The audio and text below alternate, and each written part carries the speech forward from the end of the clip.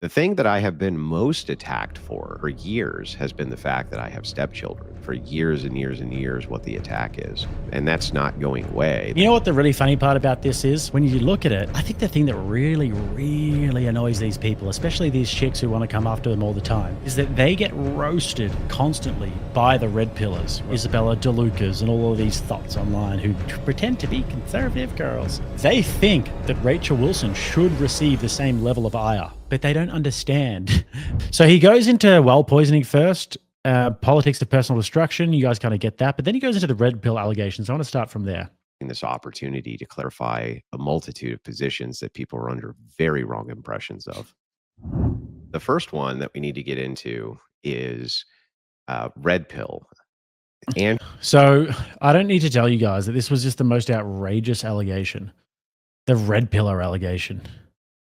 I mean, give me a break. And then you've got big gay Brad Palumbo here. As you can see on screen there, big gay Brad Palumbo, who got absolutely eviscerated by Andrew in a debate and then got beaten up by me as well in the red pill debate. Now he's talking smack and calling Andrew a red pillar. And then I messaged Brad Palumbo. I said, hey, Brad, you want to do the debate with Andrew? And guess what he said, guys? I'll give you one guess. No, thanks. Okay. So just talk shit. And he's trying to get clout because he saw that this was getting a lot of traction. So he decided to try and get himself some clicks, and the video did nothing. Drew is a red pillar is a primary criticism that you'll see of me annoying. From various hit pieces online, that I'm a red pill content creator, or that I in some way represent red pill ethics or red pill anything. The opposite is actually true. I'm a Christian ethicist, and I always view debates from the position of Christian ethics, always. Now, my audience and fan base knows this. However, people can use select clips in order to make it appear that that is not the case. But I'm going to demonstrate for you with clips that it is, in fact, the case, and that I have been very consistent on this point from day one. The reason that I tangle up inside of the manosphere and red pill spaces at all is specifically because I'm arguing and debating with their prescriptions, usually pickup artistry, sleeping with lots of women, promiscuity, abortion, or male feminism, various things like this, which come out of some of that red. So this is the thing that's just so annoying about this. It's like most of these people are too sort of highfalutin to get involved with this sort of thing. They would never go on a red pill podcast, go on a whatever podcast or something like that, or a fresh and fit podcast, because they're too high and mighty. They just want to sit back and throw shit at these guys. When actually a lot of the time they're pointing out, first of all, very real problems in the modern world that young men and women are facing. And second of all, so a lot of the descriptors that they're using are very true, especially when they're doing critiques of feminism and critiques of the modern dating market and female nature and these things. A lot of the descriptors that they're using are pretty freaking accurate, whether you like it or not.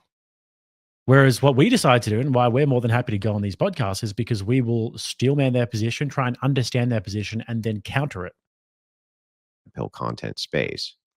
So the first thing we need to do is look, and let me show you the clips, which will prove beyond all doubt that this is a completely made up hoax. And this hoax is designed specifically around, again, the politics of personal destruction. I'm not one of these red. Yeah, the politics of personal destruction, which doesn't really work anymore, by the way. Kind of like a bullshit thing.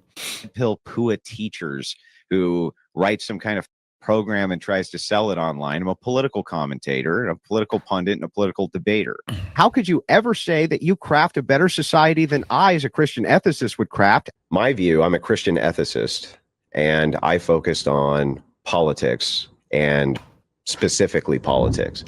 Now, let me explain. So, yeah, it kind of is a bit of an insult to the intelligence of the audience having to explain this, but explain my positions on red pill and explain my positions on the manosphere in general, as though my audience knows all of this. Many newcomers coming in likely don't.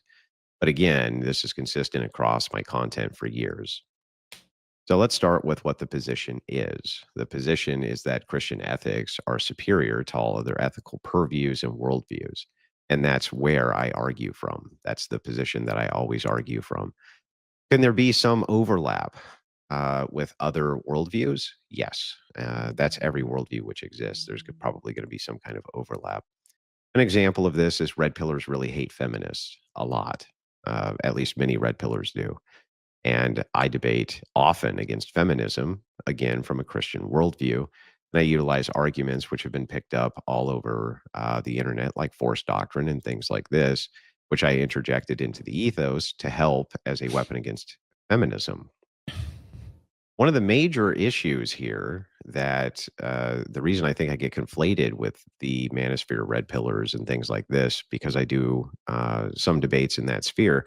Remember that this accounts for very little of my content, by the way, but a lot of that stuff does end up going viral because people are interested in it, but it accounts for very little of my content. I'm actually the only one who does this. That's why I get conflated often with red pill positions and red pillars themselves, is because I'm the only Christian ethicist that I'm aware of who will actually go into these spaces and argue and dismantle red pill talking points and red pill nonsense. The only one that I'm aware of. I literally have never seen another one, and I've tried. I've tried to open the door for more to come in, but I've never actually won. I've never. Yeah. I mean, it would be nice if it was a little bit more popularized, the idea of doing this, because first of all, it would take a little bit of the pressure off of his back, for example, who's doing a lot of these debates. And if there were more people who would come in and actually tackle these ideologies and try and basically win the hearts and minds of everybody who's subscribing to this worldview, then it would be helpful, super helpful. Now, the alpha male allegations, which is probably even worse. Another very common attack that you'll see levied against me, and you'll see it in the titles of almost all of these videos, is alpha male does X and then it has me, or alpha male gets destroyed and then it has me, or alpha male does this and then it has me. But this is a caricature. It doesn't represent me at all. I've never claimed anything like this, but not only that. Now, it's a little bit different for me. Because I actually do refer to myself as Lord Jake, the most based chat of all the lands. So I'm probably in a little bit more strife if I do get come at with this allegation. But then I would pretty much be able to beat up anyone who came at me with the allegations. So, you know, I actually do believe in alpha male hierarchies.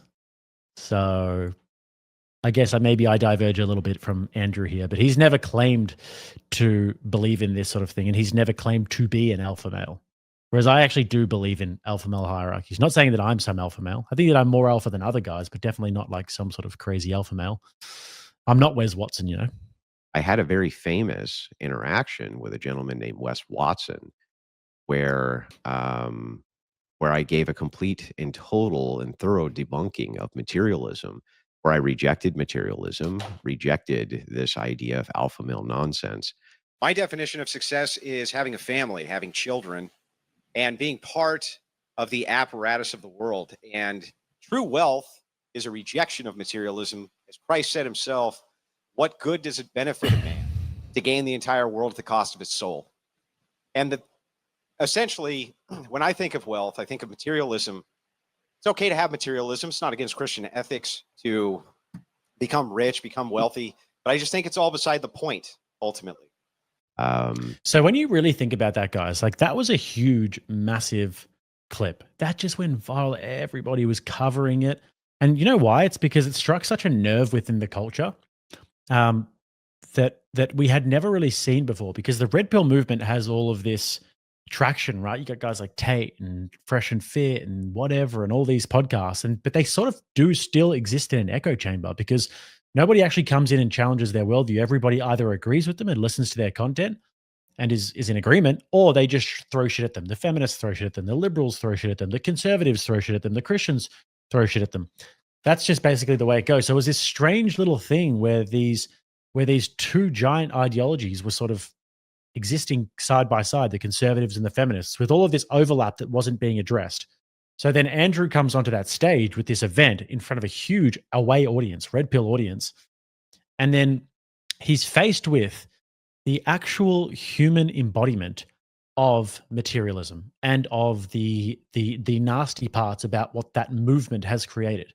And you get a lot of these young men who think that materialism in and of itself is some sort of an end. And if they can get themselves material wealth, then all of their problems are going to go away. And it's just not the case. And you get guys like Wes Watson, who are essentially frauds and scam artists, who will come in and sell this dream and exploit that. And it does happen, you know. People are in charge of their own credit card, by the way. You can do whatever you want with your money, but I do think that there is some sort of exploitation that goes on with guys who are, you know, who are convinced of the idea that material wealth is going to solve your problems. And so he comes on and he's faced with that avatar and just completely rejects it. And then the guy tries to come at him and starts losing his mind and shows that he's a big for nothing little bitch on the inside. And starts saying, "You're fat, and look at this guy. He's a garbage. He's a piece of shit. He's all that." And Andrew was like, "Why is that even important? You got in prison." So it was funny. It was just like the colliding of worlds was why, in my opinion, why that was such an impactful moment. And it was actually the rejection of the sort of materialistic alpha male hierarchy. Like, I believe it, as I said before, in the alpha male idea, but I think that it's more of a biological thing. You get this different sort of phenotypes, and then you have some who are more alpha and who are more beta. And I think that when we see the liberal rallies, we see the actual embodiments of those betas. And then when you look at the UFC heavyweight division, you see the embodiment of the alphas. I don't see how that's not true. And also, here's a clip of me doing the exact same thing, where I changed Brian at Whatever Podcast Mind about alpha male hierarchies as well. And he went and looked at the literature that I had given him about the false wolf connection with a bunk study. On the whole alpha beta thing, this originated in a guys, we've been busted. This commenter here saying, "F you and Andrew, all three of you do, and Tim Pool is debunking episodes only because she's not supporting the genocide in Gaza."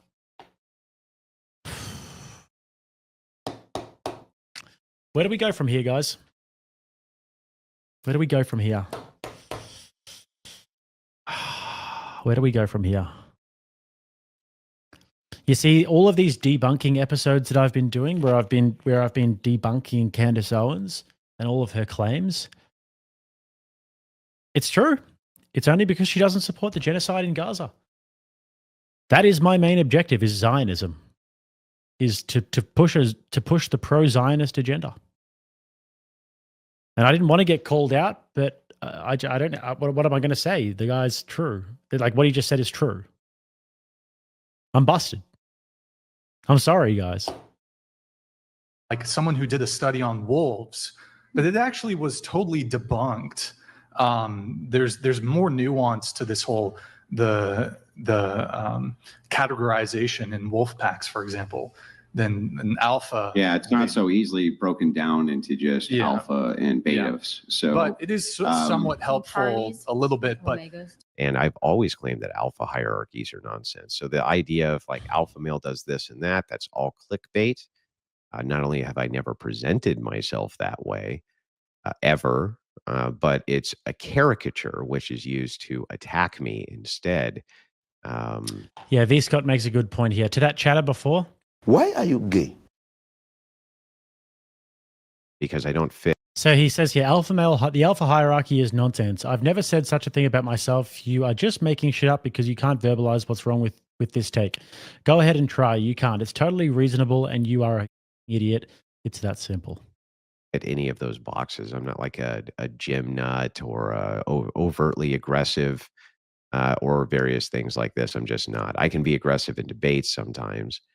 Things get heated, but I've never been in this this stupid made up category, and the proof is there that I never have been. So, yeah, he hasn't been. But I tell you what, bro has got a little bit of retard strength, though. I'll tell you that much. From working out with him over the past few weeks, the home gym, There's a little bit of retard factory strength there. You guys know what retard strength is, by the way?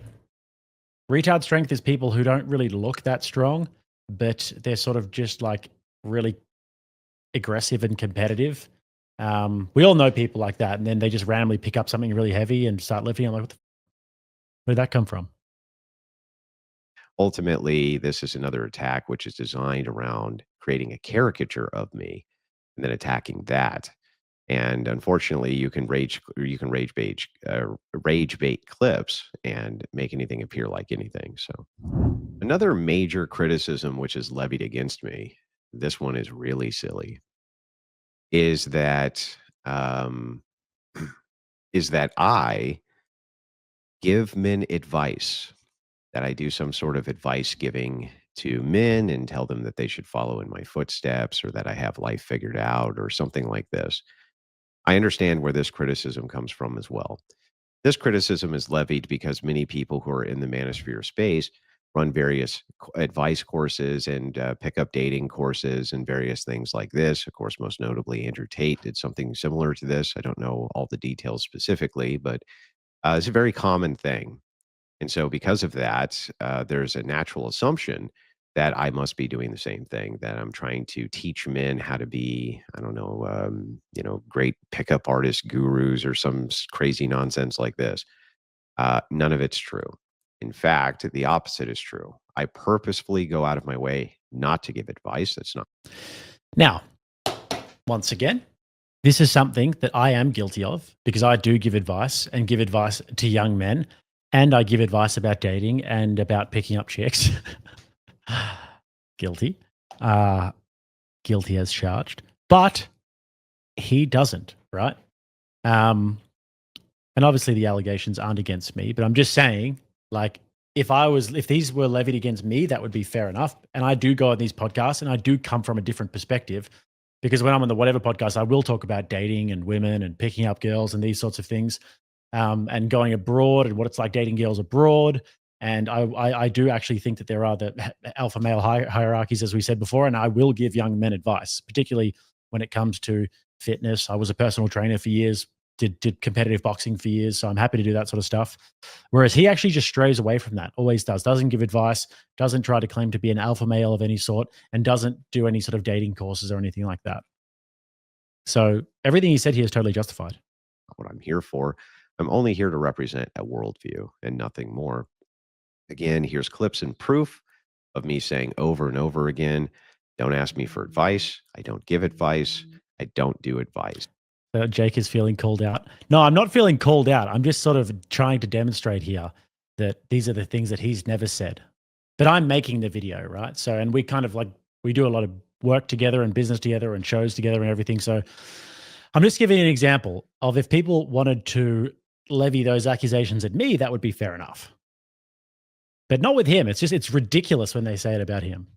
So I'm sort of more red pill adjacent than he is. Like, before I actually started doing this content with Andrew, for example, and started having my worldview sort of torn apart by Jay and Jim Bob and Andrew and these more orthodox guys, I was much more red pill adjacent. You guys might have remembered those days from my channel when I was not, doing anything that was remotely Christian, and I was not really doing.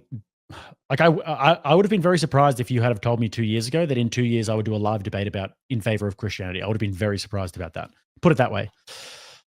But one of the only reasons why I actually moved away from that red pill ideology and started adopting completely different prescriptions while still acknowledging a lot of the descriptors is because of the logical truth that I found in the Christian worldview. And I had to abandon those ideas. Is another criticism which is easily debunked, another hoax which has been orchestrated by my bad faith critics. You would actually ask for advice, you'd be able to give it. I don't. No? Here's why. So from my there's always one atheist, low IQ Twitter Redditsburg. How do you contend with there being zero proof for Christianity or any religion for that matter? But what is proof? Tell me, what is proof, Raid Wipes? perspective. Yeah.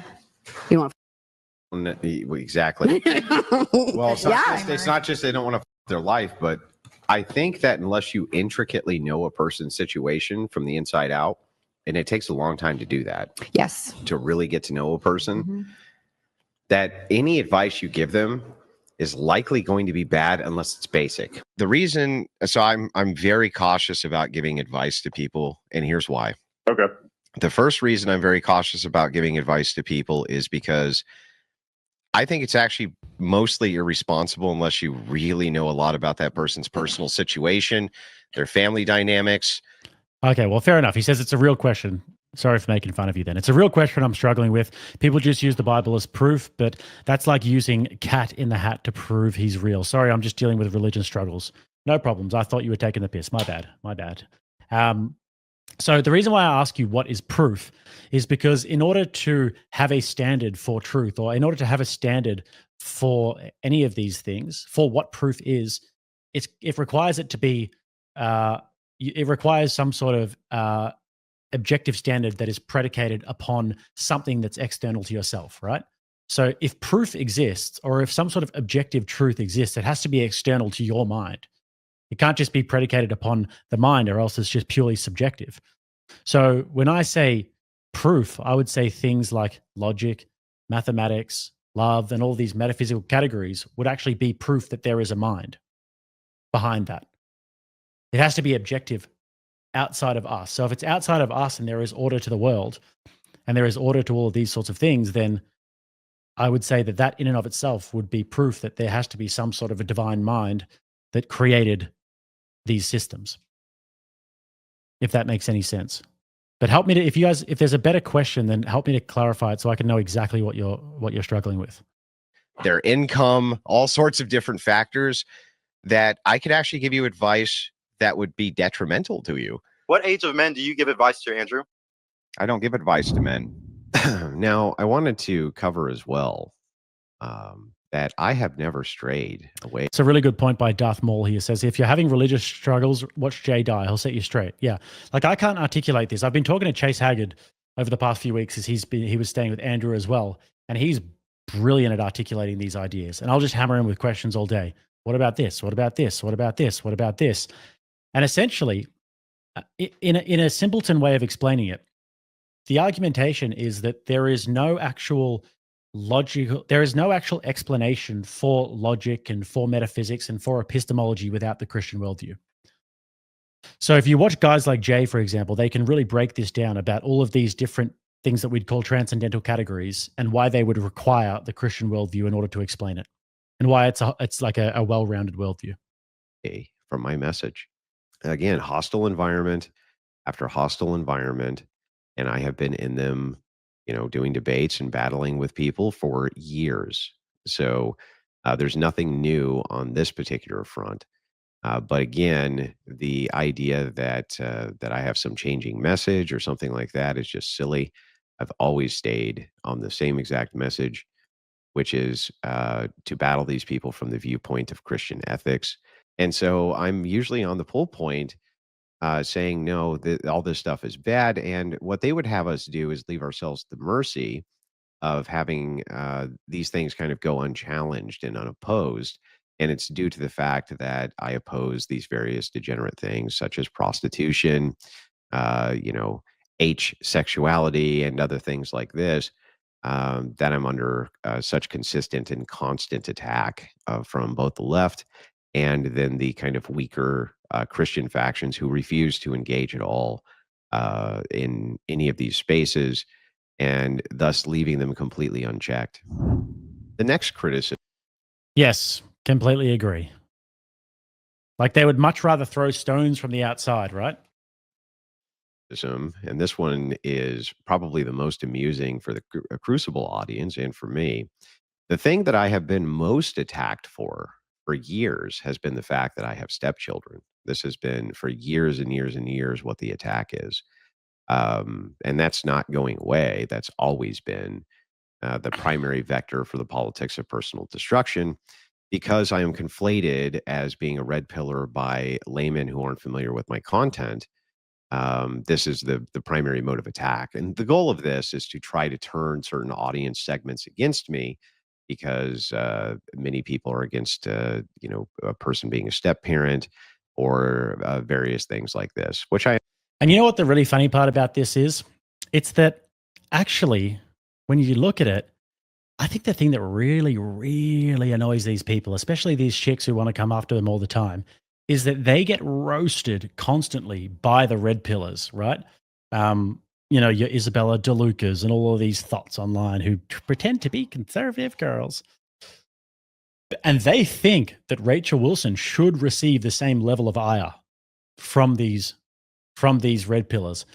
But they don't understand the reason why they catch the ire of these red pillars is because they are pretending to be something that they're not. They're completely phony, and they're acting like hoes, but pretending to be trad girls. Whereas Rachel doesn't do any of that. She is a mother of 5, and she's been super accountable about the mistakes and the misjudgments that she's made in the past. And she says, "Hey, look, yeah, I was a single mother once upon a time. But then I decided to give my life to my husband, to submit to my husband, and it's worked out really well for me. Other women who are in that position could maybe do the same thing." But she doesn't walk around and say, "I've always been perfect." No, like that's not what she does. But she says, "Look, yeah, I maybe made some mistakes in the past, but I'm accountable for them." That is exactly what the red pill guys are sort of searching for, is some level of female accountability. That's what they say. Oh, women have no accountability these days, which in large part they don't. That's true. So it's kind of refreshing when you see some accountability. So these chicks think that Rachel should be hated by all these people when really they respect her and they're willing to have her on the shows. It's really quite funny when you think about it. And they're just seething about it.